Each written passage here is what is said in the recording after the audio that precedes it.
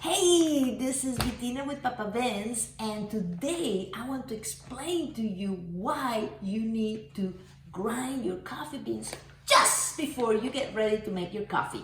And there is reasons for that. The reason is because, most of the oil that is on the coffee is going to evaporate if you grind it before. So when you buy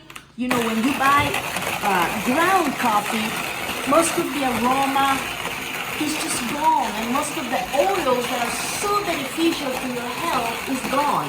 And that's why it's so important to make it a practice for you to grind your coffee just before you get ready, okay?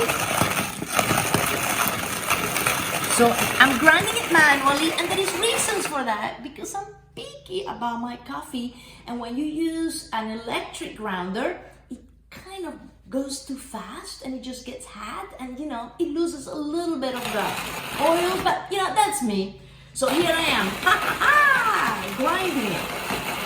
Woo! Now let's go ahead, and I want you to see, look at that.